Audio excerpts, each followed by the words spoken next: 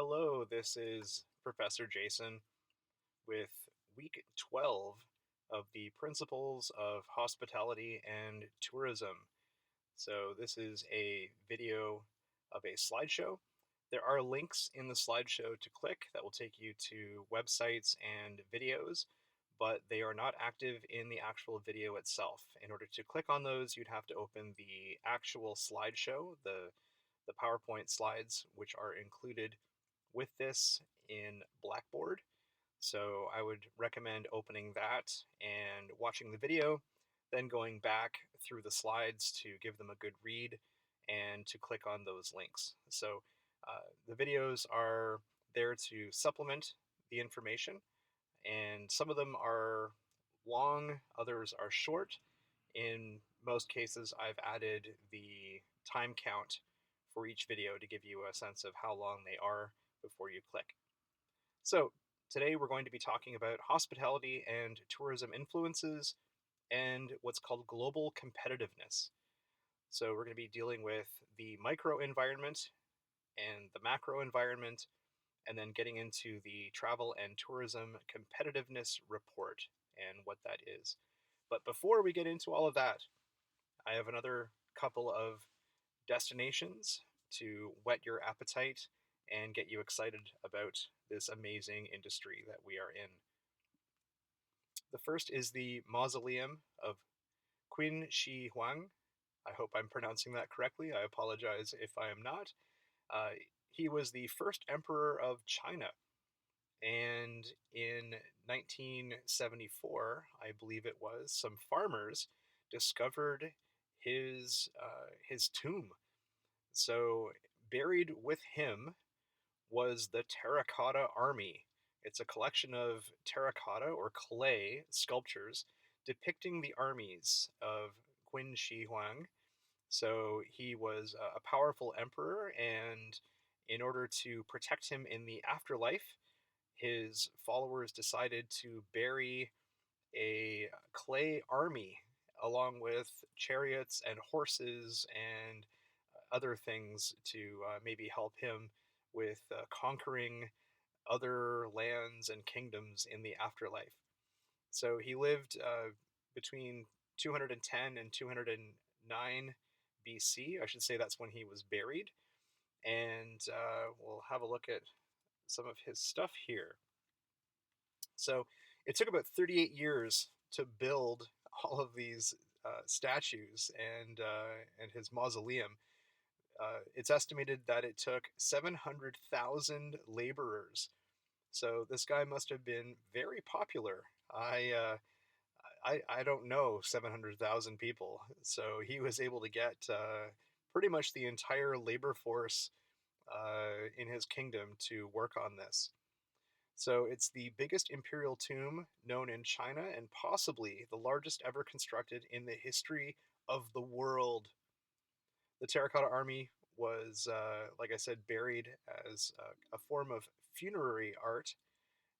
So much like the Egyptians, when they buried their pharaohs, they would bury their pharaoh or the queen or king with items that they believed they would need in the afterlife. So the idea was that these items would magically transform into real things on the other side.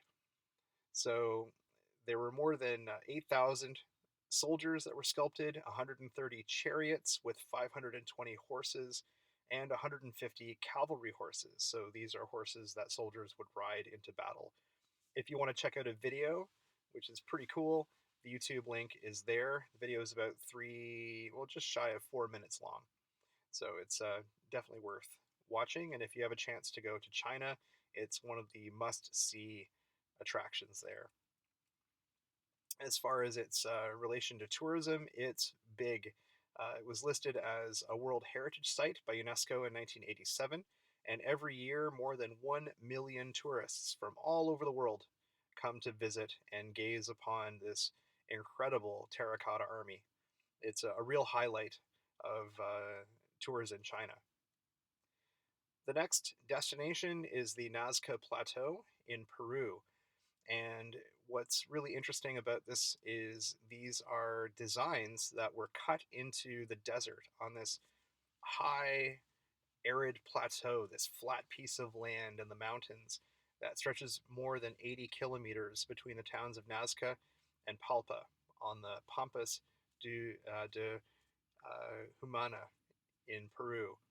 So I apologize again for the mispronunciation. It's not something, I don't speak Spanish. These are believed to have been created by the Nazca culture between 200 BCE and 700 CE.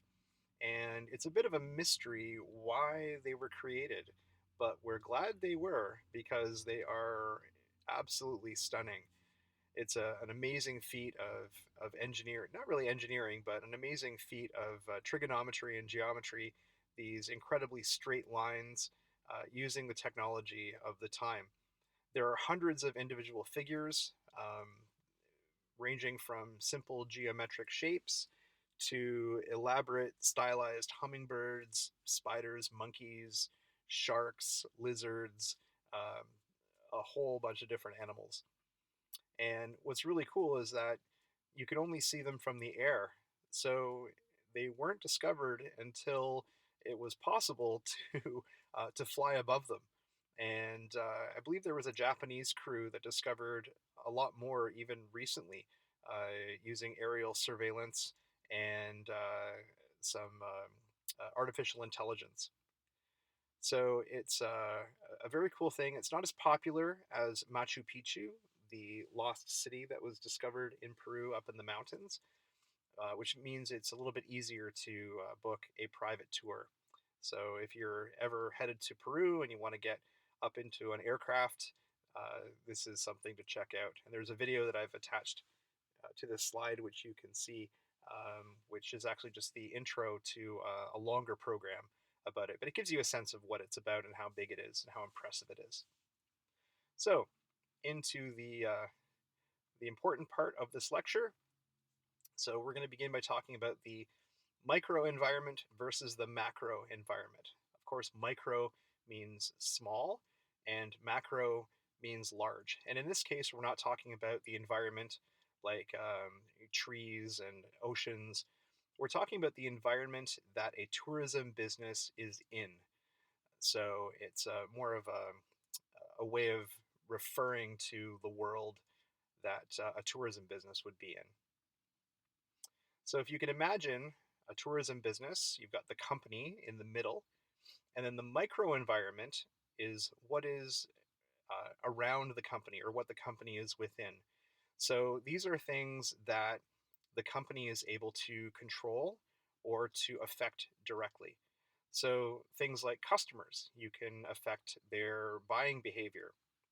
You can choose what customers you want to take on as clients.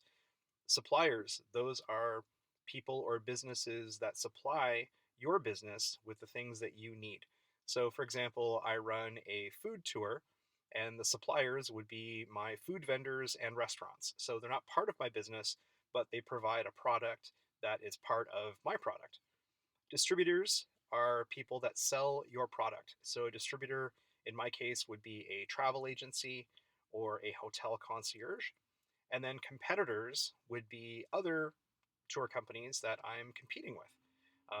So I have the ability to really choose who I compete with by how I position my tours. So these are all things that I can control. The macro environment are things that are outside of my control. So you've got a few items there in that larger circle: political and legal, ecological, physical, technological, social and cultural, and economic. So we'll get into those in a sec, but I want to get into the micro environment. So this is basically summing up what I mentioned before. So these are things that, as a company or a business, you have some control over. So things like your employees, how you treat them, the corporate culture.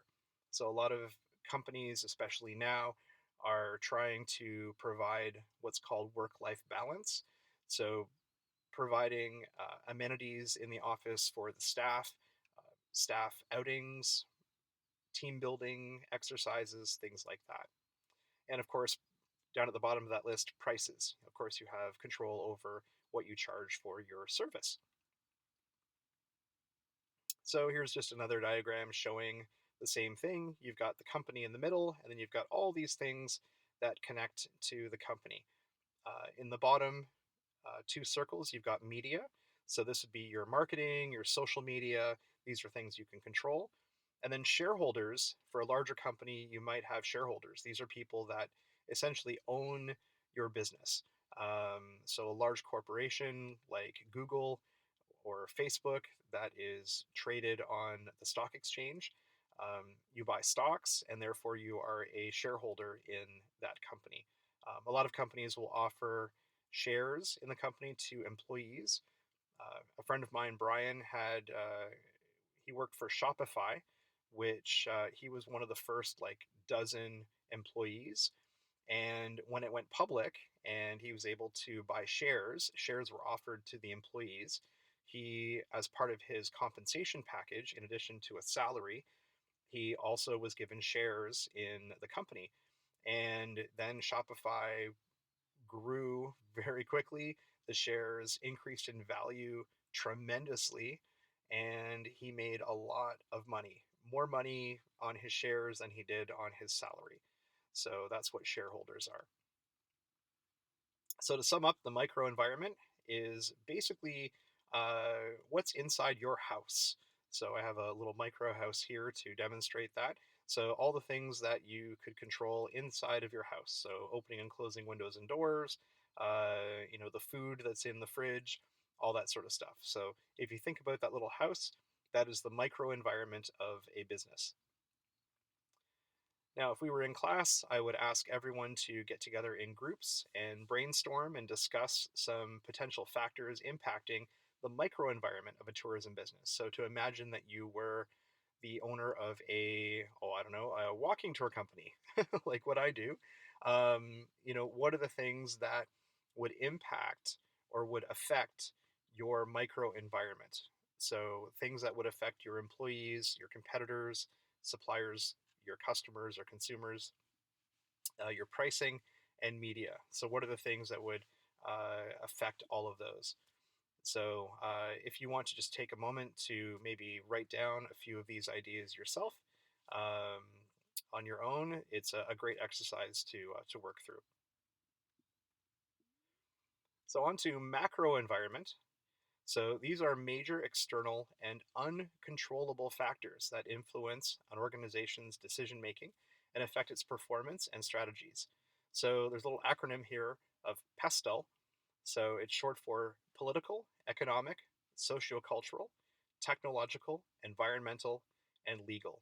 These are things that you as a business would have no control over, but would directly affect your business and how you operate. So we'll get into some examples of that. There are some listed here in this little diagram, so you can pause the video and have a read, or go and visit the slideshow later and go through those. So you'll see some repetition in the slides that are coming up. So using that house reference, we've got the little house, which is the microenvironment. That's your business in the middle. And then surrounding it, you've got all of those pestle factors. So like I said, these are things that you really have no control over, and we'll get into those individually. So we've got the first is political and legal influences. So these are things like government regulations and compliance. Things the government does that you don't really have any control over. These are things like security issues, political issues, getting a work visa, permits, things like that. Some countries, there are favored trade status. So there are trade agreements between countries, like between the USA and China, which right now isn't maybe the best example, but you get what I'm talking about. Political changes. So the USA, when President Barack Obama was president, sorry for the redundancy there, he lifted some sanctions and allowed Americans to travel to Cuba. The current president, Donald Trump, he canceled that program, and Americans are no longer able to travel to Cuba. When they were allowed, they traveled by the thousands, and Cuba had this sudden influx of Americans spending lots of money, and their economy really benefited from it. Then, due to the political changes and Trump's view of Cuba canceling that program, the Cuban tourism industry suffered greatly. I'm part of the Urban Adventures Network, and the Havana Urban Adventures outlet was one of our top selling destinations. The tour guides there were working like crazy. They had so many customers. They were so happy. They were making a lot of money and doing quite well. Then suddenly all of that stopped and they were basically back to where they began. Environmental regulation measures. So governments will put regulations in place, restricting things. Um, Airlines and cruise ships, they have to meet certain criteria. This is all about protecting the environment and putting the environment ahead of profit, or finding a balance between being profitable and not destroying the earth. You've got violence and criminal activity. So I know Mexico right now, there are some places in Mexico that people are warned not to travel to because of the current drug wars. You've got some countries that have issues with terrorism. So those are things that businesses really have no say in. They have no way to change the situation, but it does affect their business. Then the last part, you've got tourist taxes and visa regulations. So for some people, certain countries are more difficult to visit, and of course, taxes are always something that businesses have to deal with. It's not something you can really negotiate with the government. Economic influences. So you've got different countries, different regions have different employment rates and unemployment rates. So that will affect who you can hire, how many people you can hire. Do you have the workforce available to do what you need to do? Currency exchange rates. Right now, the Canadian dollar is very low. So Canada is a bargain destination for Americans. When the American dollar and the Canadian dollar were about the same, it was more beneficial for Canadians to travel to the US. So when the Canadian dollar is really low, we see a lot more Americans coming to visit Canada, which I love. When the Canadian dollar is closer to the value of the American dollar, we see less tourists, but then Canadians will cross the border more, and the American tourism industry benefits from that. Trade tariffs and taxes, another economic influence that is also connected to politics. Inflation rates, the cost of goods and everything going up, that affects businesses of every kind. Economic growth, you've got countries like Vietnam, which is experiencing incredible economic growth.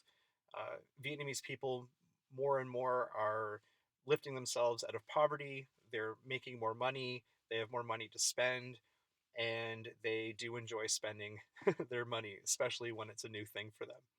So there are more and more Vietnamese people that are traveling within Vietnam and to neighboring countries like Cambodia and Thailand.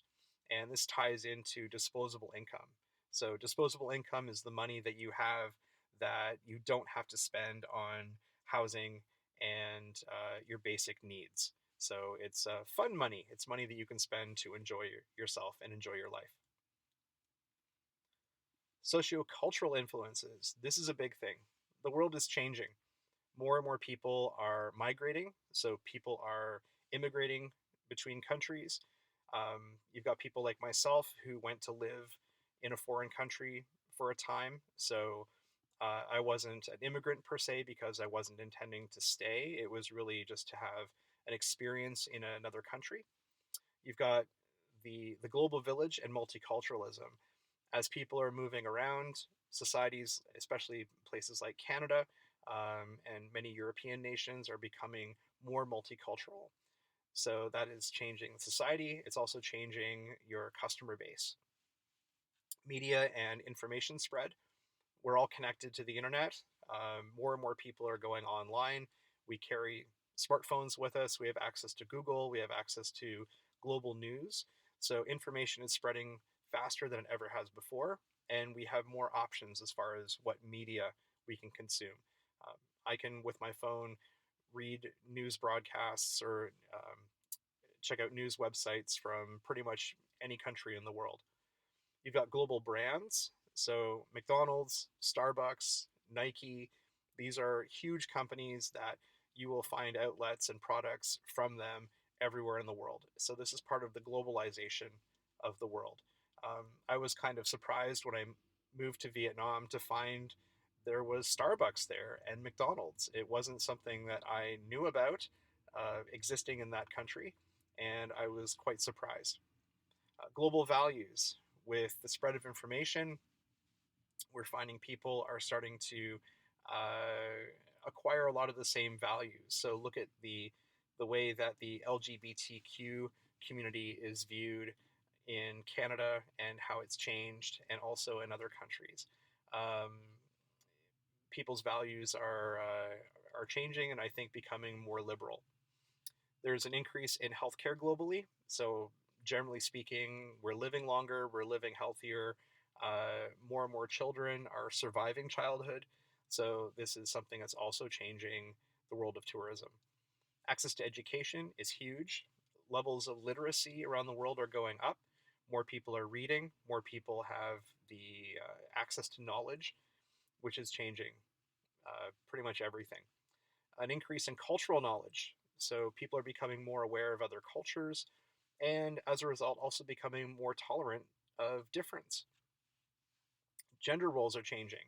Um, Occupations that were traditionally viewed as, uh, male or female, we're seeing both genders working in those fields. So, um, the job of an airline pilot was traditionally male, and it's been making the news recently that all female crews are landing in countries where women in the past didn't have the same rights as men.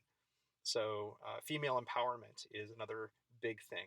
We're starting to realize that if you lift women up and provide work for women outside of domestic work, it really benefits the whole society. So, these are socio-cultural influences that affect tourism businesses. Um, I've got friends that are working as tour guides in countries where tour guiding was traditionally a male job, and it's providing a really good income for women that in the past would not have been able to make that kind of money. Technological influences. A later lecture will get into technology in tourism and travel, but I just listed a few of the things that are influencing uh, tourism and travel now.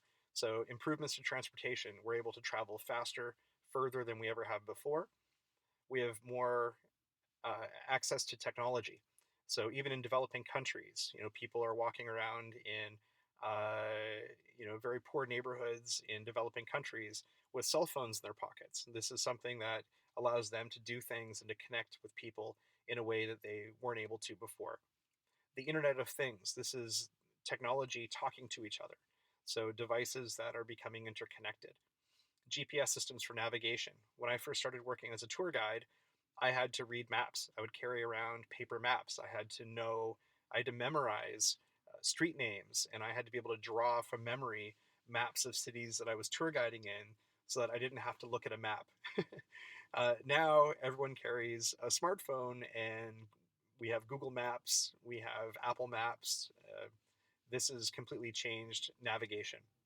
Augmented reality, or AR, is when you hold up your phone and you're looking at the screen through the camera on your phone, but then an app will add things to that screen. So, one of the coolest that I've seen is a navigation tool for New York using AR. If you want to know where the nearest subway station is, you load up the app, you look at your phone, and as you look around through your screen in the camera, it will tell you which direction the closest subway station is with these arrows. And you basically walk following the arrow on your phone, looking at the real world with this overlay of digital information.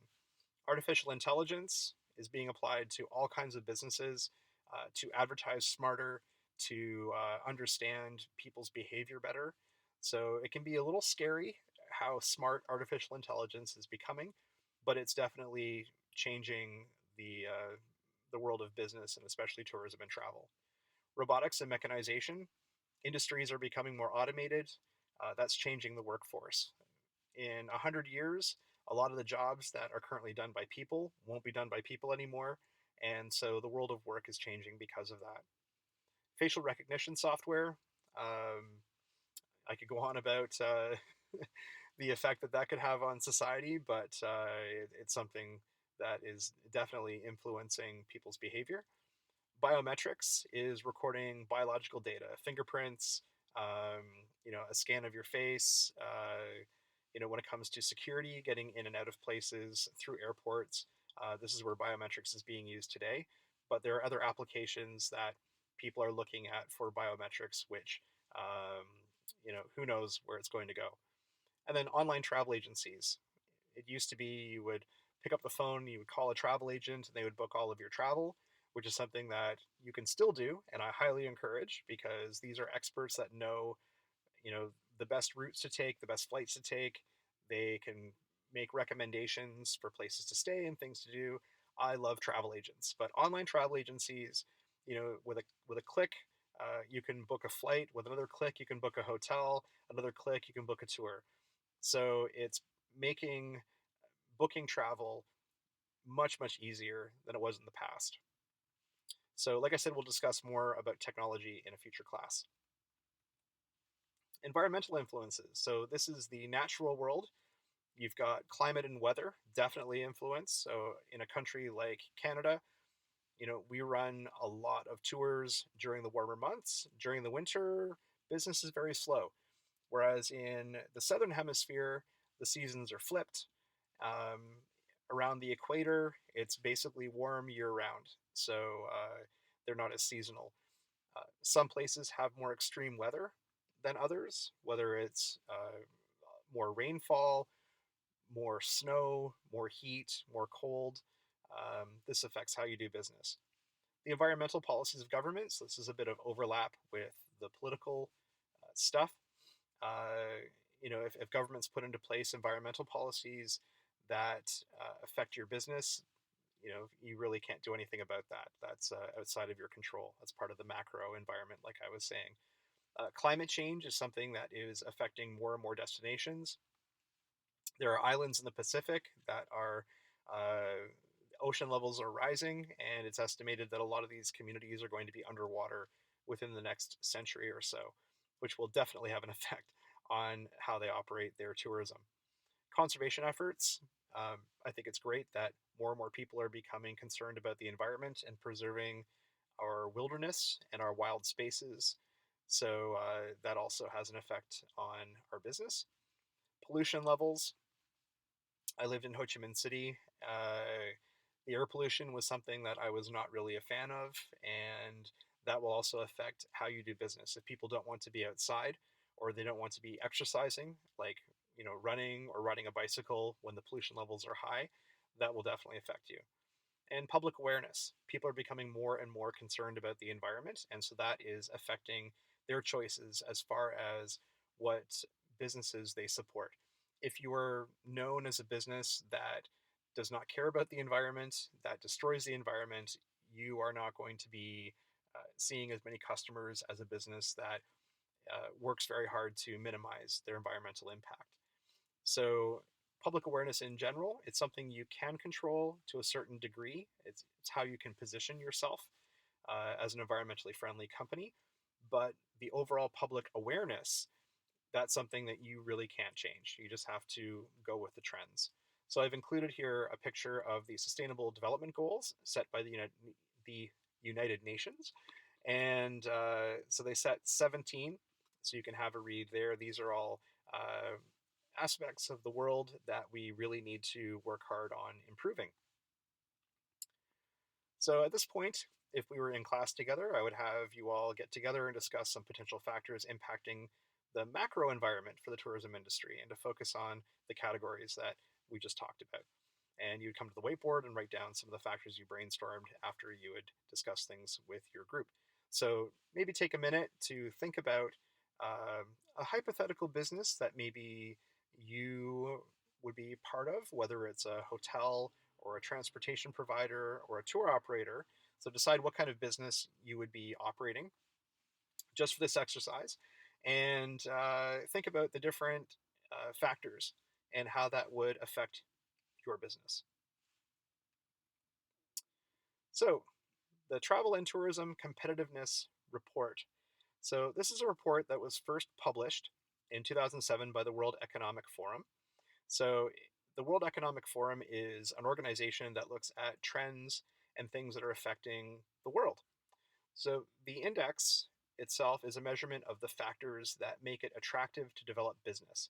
So, it's not a report about which countries are the best places to visit or the most beautiful countries to vacation in. This is a way to measure the ability to run or start a travel or tourism business in that particular country.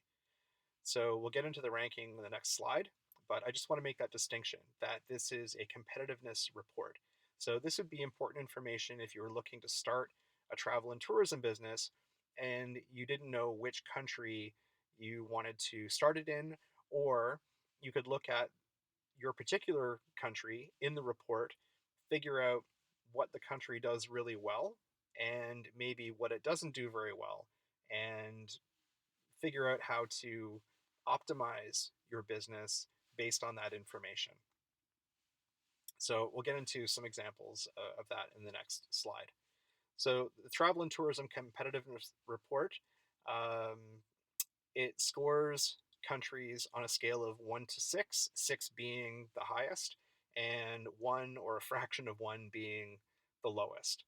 So on the next slide, when you see the ranking, you'll see a number, and it's between 1 and 6. So the overall index is made of 3 main sub-indexes. So you've got the regulatory framework, which is your laws and regulations around business. Number 2 is the business environment and infrastructure.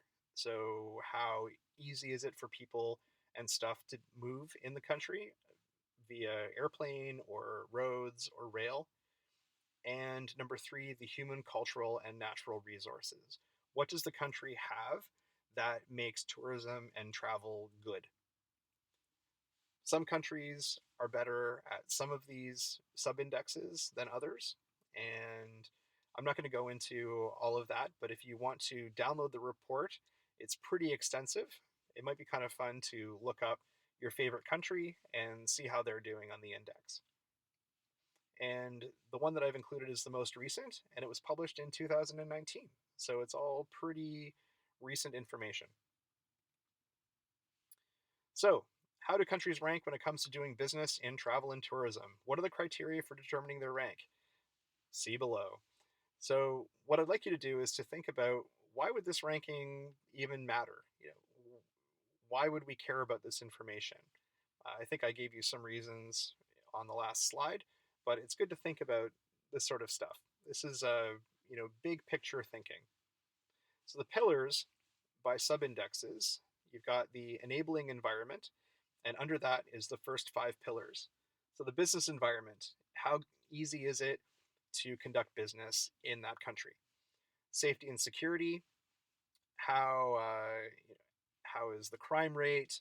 Are there any dangers with war, disease? What is the safety and security situation? Then you've got health and hygiene. Some countries, like Japan, are renowned for very strict hygiene and being super clean. Um, Other countries have open air markets with hygienic practices that really would freak out people from Japan. Uh, Pillar 4 is human resources and the labor market. What's the labor market like? What skills do people have there? Generally, in developed countries like Canada, the United States, you have a very educated labor force. In a lot of developing countries, literacy levels are a little bit lower, education is lower, so you have a different labor market and a different pool of human resources to draw from. And Pillar 5 is information and communications technology, or ICT readiness. Does the country have high-speed internet? Does it have solid phone connections? How easy does information get transmitted? How easy do people communicate? What sort of technology do they have? Subindex B is the travel and tourism policy and enabling conditions. So this is really the government How do they prioritize travel and tourism? There are some countries where travel and tourism is not a big deal. It doesn't make a lot of money. A lot of people don't go there. There are other countries where travel and tourism makes up a huge part of their economy. They really depend on travel and tourism for the well being of the nation. You've got international openness. Some countries are open for business. They welcome visitors, they welcome foreign investment, they want people to come to their country and do business. There are other countries, it's very difficult to get in, very difficult to start a business. Price competitiveness. Countries in the Western Hemisphere tend to be more expensive. Countries in the East tend to be cheaper. So the price competitiveness will affect your business. It's more expensive to run a tour company in Canada than it is in Vietnam. I know, I've done both. So wages are lower in Vietnam, they're much higher here. If my tour guides could earn the same kind of salary that guides in Vietnam earn and live comfortably, that would be amazing. My overhead costs would be far lower than they are, and my tours could be cheaper, they could be more affordable. But because I like to pay people well, the tours that I run tend to be more expensive. Certainly more expensive than the tours in Vietnam. Environmental sustainability. How much does the government care about the environment? How does that affect tourism and travel? There are some countries with very strict environmental policies. Others, if you have enough money and you can pay off the right people, you can pretty much do whatever you like, and the environment doesn't really matter. Infrastructure. What's the country's infrastructure like? Air transport. How easy is it to fly there? How expensive or inexpensive is it to travel there? Once you're there, ground and port infrastructure. How easy is it to catch a train, get on a bus, hire a car? What sort of infrastructure do they have for that sort of thing? And then tourist service infrastructure. When a tourist lands in the country, how well are they catered to? How well are they taken care of?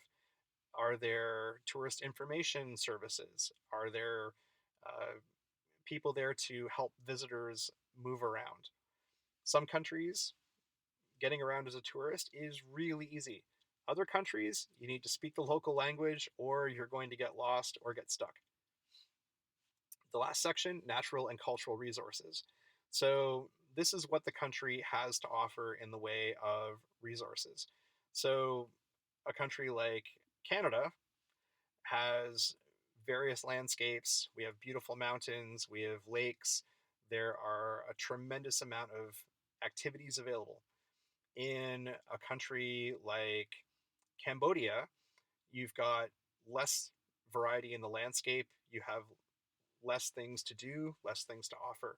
Um, and then with cultural resources and business travel, with business travel, does the country have a lot of convention space, a lot of hotels that can host business travelers?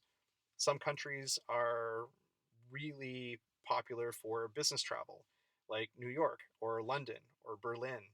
Um, Other countries and other cities, not so much.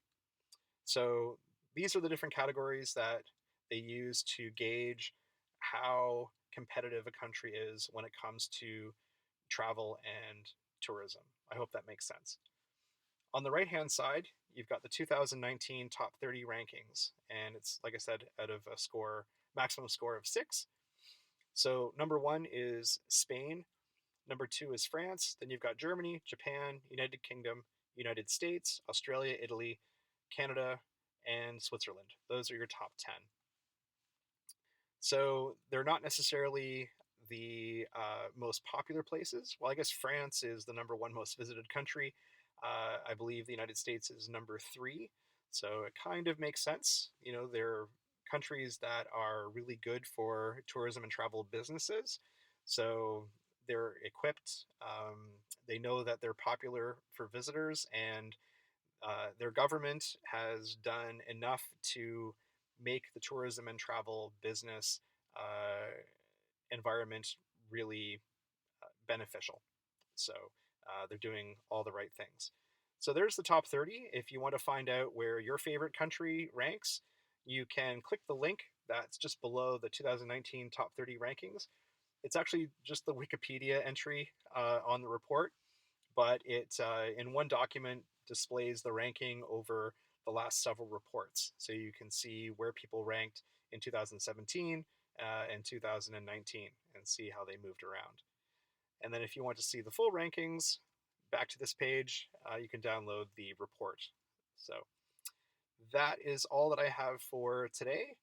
And I thank you for your attention. Thank you for being in the class and watching this video. So I will see you next time.